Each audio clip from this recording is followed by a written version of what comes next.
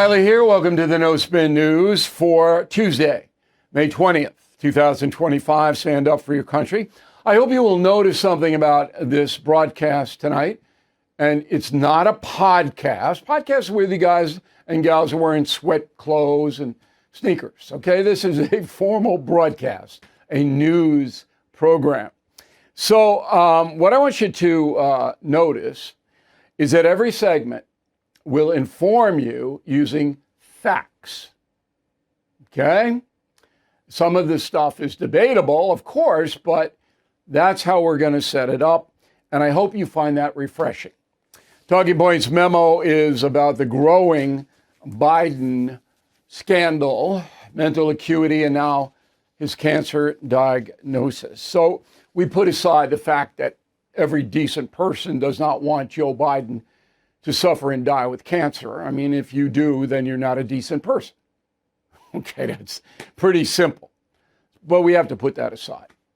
And the reason we do is that this is a monumental scandal and growing, and it needs to be fully investigated. So let's begin with Dr. Kevin O'Connor. He was Joe Biden's physician in the White House. Okay? He's a retired Army colonel, served with distinction. Okay? Now, the last time he gave Biden a physical was February 2024. He did not pick up any trace of cancer.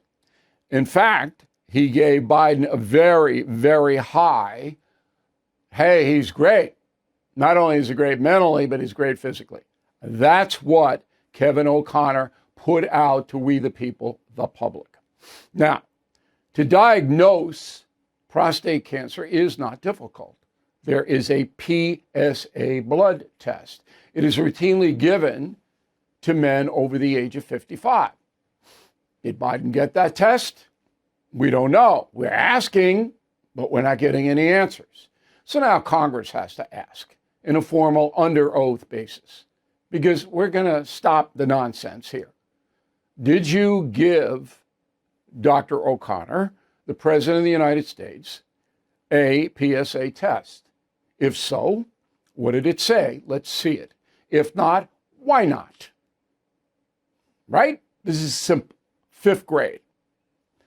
So I was on News Nation last night with Leland Vittert, and we were kicking this around. Roll the tape.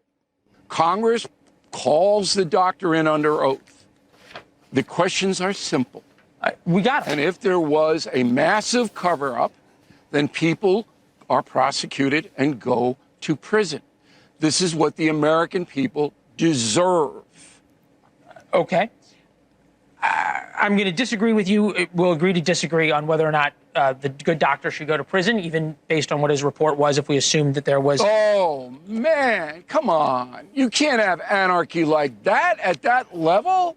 Puts us all in danger. Are you kidding me? It puts us all in huge danger, but this wasn't his idea, the good doctor's idea to cover it So up. he did it. No. Okay, so he should go. So wait, hold on. The doctor should go to jail, but those if it happened. Okay, if there was a cover-up, if there was any indication Joe Biden had cancer before 3 days ago, which it seems almost certain that there was, you're saying the doctor should go to jail, not the people who ordered the doctor to go to jail? Come on. Wait a minute, Leland. I just said he can implicate anybody he wants. What if Joe Biden can ordered him to? A federal witness. What if what? So let's say he said, the president said, we're not going to tell anybody. Should we put Joe Biden in jail because of that? You can't do that, but you can certainly implicate other people in the White House. Okay? You can do that. Look, this is like Watergate. Okay? You've got to uncover all of the people who misled the public. All of them. But you start with O'Connor, who did the exam. Okay, does everybody have this? And the reason I said you can't put Biden in jail, in prison, is his lawyers would say he was mentally incapable of doing anything, and it would be a waste of time. And it would have been not necessary. What we need to do, we being the people, is demand a full accountability of this story, the cancer story and the mental acuity story, full accountability. And the people who covered it up, just like Nixon, Ehrlichman and Haldeman, all those people, Dean, then they're prosecuted. Does anybody disagree with that? Bill at BillO'Reilly.com, Bill at BillO'Reilly.com, if you disagree with that. Only loons would disagree with dishonest people. All right, President Trump weighed in on this. Go. I think that if you take a look, it's the same doctor that said that Joe was cognitively fine. There are things going on that the public wasn't informed, and I think somebody's going to have to speak to his doctor. If it's the same, or even if it's two separate doctors, why wasn't the cognitive ability, why wasn't that discussed? So it's going to happen, but it's going to be slow because Congress is now tied up with the tax and spending bill, the great big beautiful bill, whatever they're calling it. And then the Congress wants to be off for the summer. That's what they do. But this has got to be fast tracked. I mean, and you got to get O'Connor in there because he's the guy. I could do this. Let me do it. I'll do it for you.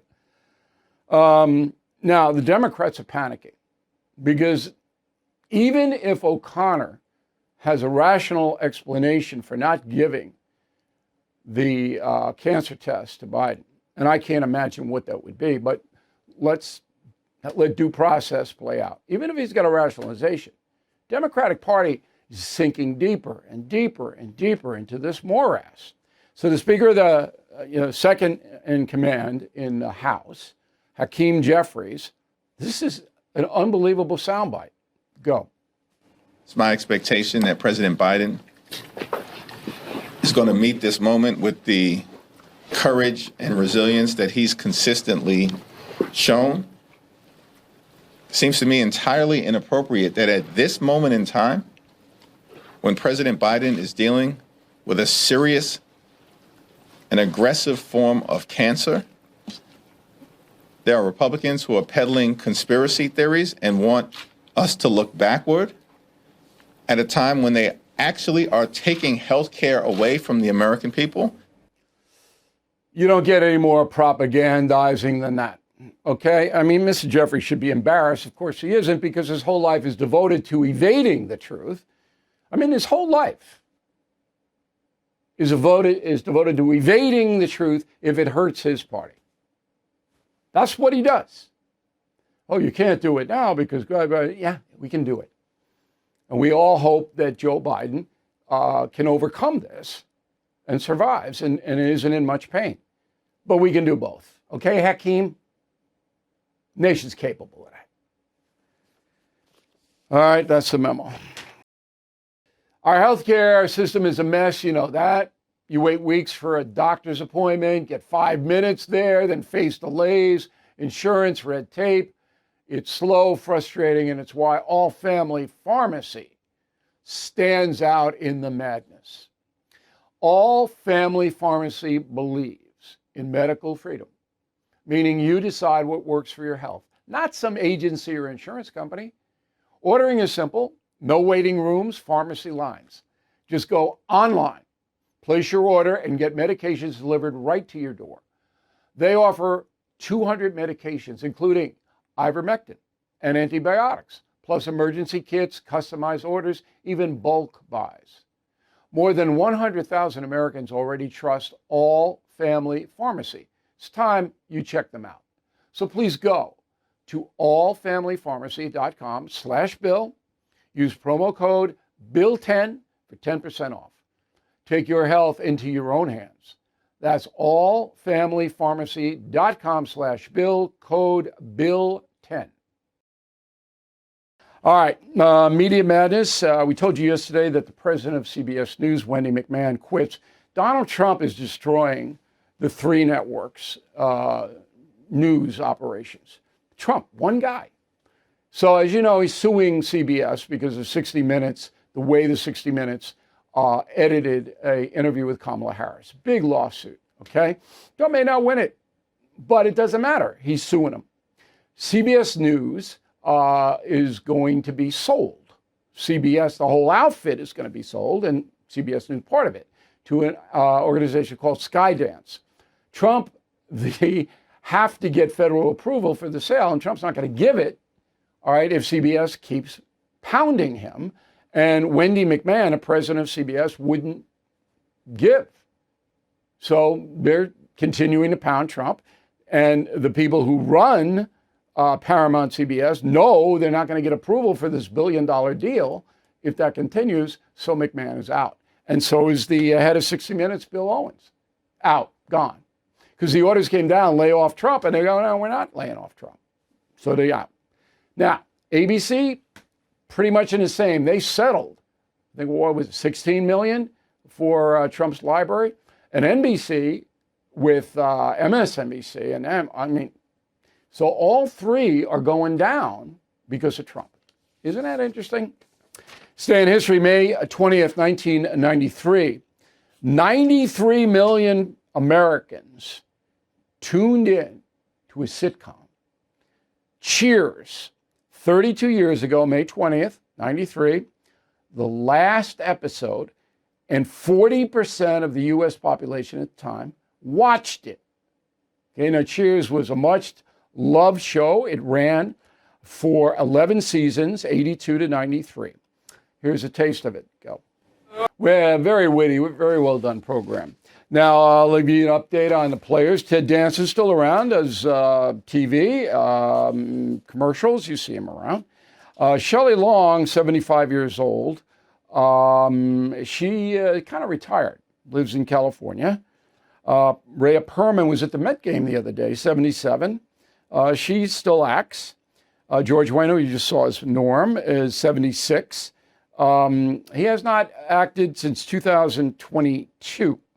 Okay, I don't think he's well. I think he is undergoing some medical procedures. John Ratzenberger, 78. He does voiceover for Pixar. Good guy, I know him. Kelsey Grammer, I also know Kelsey, 70 years old. He did a reboot of Frasier. That's not coming back, but he's got a book out about his sister who was murdered. And Kelsey's around. He's a very talented guy. Woody Harrelson, who I think is the most successful of all the Cheers people. He still acts. He lives in Maui, Hawaii, 63 years old. I met him a couple of times. I considered him to play Patton if Killing Patton were made into a movie. But it wasn't. Those things are very difficult. We've had 4 of my books made into movies. Finally, Kirstie Alley, she died of colon cancer at the age of 71 in 2022. So Cheers, an excellent, along with Mary Tyler Moore, one of my favorites of all time. So I got good mail, and then we got a very instructive final thought about where I'm going on my big trip coming up. Back in a moment. If you're a business owner and your ads are falling flat while your competitors dominate the market, well, listen up, because you definitely don't want to miss this. Look, thousands of brands have already scaled fast with FYSI and their innovative marketing strategies. FYSI builds smart multi-channel campaigns that drive real sales and elevate your brand's presence. Folks, this is what separates billion-dollar companies from the small companies. FYSI can help you stand out. And right now they're offering a free $5,000 risk assessment. Just enter promo code BILL at FYSI.com/Bill. This offer will not last long. Don't wait. Again, use code BILL to claim your free risk assessment at FYSI.com/Bill, or you can call them 800-877-4000. Crime at an all-time high, so you might already own a firearm. But less lethal options can avoid the financial and mental repercussions of pulling the trigger of a gun. Like Byrna's less lethal launchers, designed to incapacitate attackers with tear gas and kinetic ammunition. Even better, Byrna just announced their all-new compact launcher. It's the same size as a smartphone, fires at 400 feet per second to deliver a hit like a sledgehammer. The compact launcher pairs maximum concealability with maximum force. Plus, more than 80% of its components are sourced right here in the USA and hand-assembled in Fort Wayne, Indiana. Burn is legal in all 50 states, requires no background checks, can be shipped to your door and trusted by police departments and government agencies worldwide. So please visit Byrna.com today. That's BYRNA.com. So here is a final thought of the day. Tomorrow, Wednesday, the 21st of May, be the last broadcast of the month. And I'm going to the Far East. I would say I'm going to the Orient, but you can't say you're going to the Orient anymore. And I'm going to write a column tomorrow to explain why I can't say that. On BillO'Reilly.com, it'll be the message of the day. Can't say you're going to the Orient anymore. It's not politically correct. Anyway, I'm going to tell you about my trip tomorrow. In this space here, final thought. It is extraordinary. I've got an invitation from the Chinese government to do an event in Beijing. I'll tell you all about it. We'll be in Japan. We'll be in South Korea. It's going to be very, very interesting. And I will be sending dispatches back. So stay close to BillO'Reilly.com. But I'm taking my son as a graduation present. I said to him, I'll take it anywhere in the world. I was hoping he would select Tahiti. He goes, no, I want to go to North Asia. Political science major. I said, okay, but boy, you're going to get more than you bargained for. And when the Chinese government got wind we were rolling into Beijing, that invitation came. And I'll tell you all about it, as I said, tomorrow. Thank you for watching and listening to the No Spin News. And Bill O'Reilly, we'll see you on Wednesday. Thank you for watching the No Spin News. To watch the full episode anytime on BillO'Reilly.com, please sign up to become a premium or concierge member. Visit BillO'Reilly.com to sign up and start watching today.